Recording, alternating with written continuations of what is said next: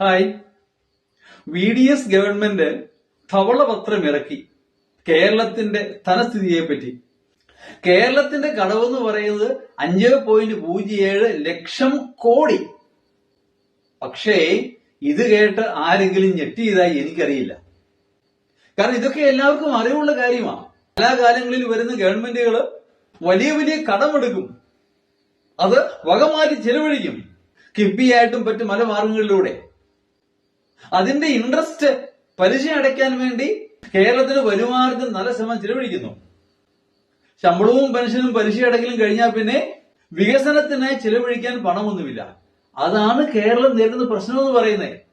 അതിപ്പോ പെട്ടെന്നുണ്ടായതല്ല, കാലാകാലങ്ങളിലായി ഉണ്ടായിരുന്ന ഗവൺമെന്റ് ക്രമാനുഗതമായി ഉണ്ടാക്കിയതാണ്.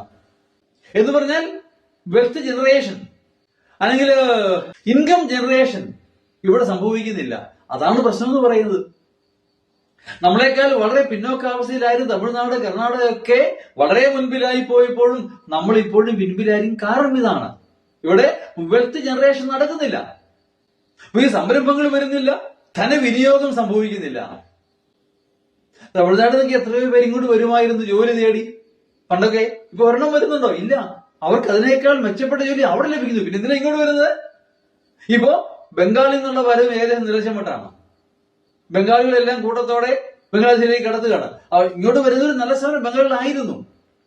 അപ്പോ കേരളത്തിന്റെ ധനസ്ഥിതി വീണ്ടും വീണ്ടും താഴേക്കാണ് പോകുന്നത്, മുകളിലേക്കല്ല. ഇങ്ങനെയുള്ള ധനസ്ഥിതി ഉള്ളപ്പോ അതിനെ മാനേജ് ചെയ്യുക എന്നുള്ളതാണ് ഒരു ഗവൺമെന്റ് പ്രഥമമായ കർത്തവ്യം എന്ന് പറയുന്നത്. പക്ഷെ ഈ ഗവൺമെന്റ് ചെയ്യുന്നത് എന്താ?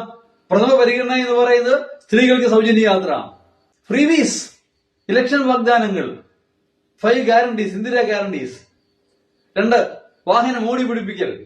ഇതൊക്കെയാണോ മുൻഗണന നൽകേണ്ടത്? എനിക്കറിഞ്ഞുകൂടാ. ശ്രീമൻ ബാലഗോപാലൻ പറഞ്ഞു 1 ലക്ഷം തൊഴിൽ എന്ന് പറയുന്നത് അത് ഒരു മാടക്കട, പെട്ടിക്കട, ബീഡിക്കട, ബാർബർ ഷോപ്പ്, ഇതൊക്കെയായിരുന്നു അവരുടെ സംരംഭങ്ങൾ എന്ന് പറയുന്നത്. ഇവിടുത്തെ യുവജനങ്ങൾക്ക് ഇവിടെ തൊഴിൽ നൽകുന്ന ഒരു സംരംഭം പോലും ഇതായി നിർമ്മിച്ചത് നമുക്കറിയില്ല. അതേ സംവിധാനമാണ് ഈ ഗവൺമെന്റ് തുടരാൻ പോകുന്നത്. അവന് ഫ്രീബീസിനാണ് മുൻതൂക്കം നൽകുന്നത്. അതല്ലാതെ സമ്പദ് വ്യവസ്ഥ ഉടച്ചുമാർക്കാൻ അനുയോജ്യമായ നവീന പദ്ധതികളോ പരിപാടികളോ നടപ്പാക്കുന്നതായി, വിഭാവനം ചെയ്യുന്നതായി ഒരു ലക്ഷണവും കാണുന്നില്ല. ഇങ്ങനെ മുമ്പോട്ട് പോയാൽ കേരളം എവിടെ ചെന്നെത്തുമെന്ന് കണ്ടു തന്നെ അറിയേണ്ടിയിരിക്കുന്നു.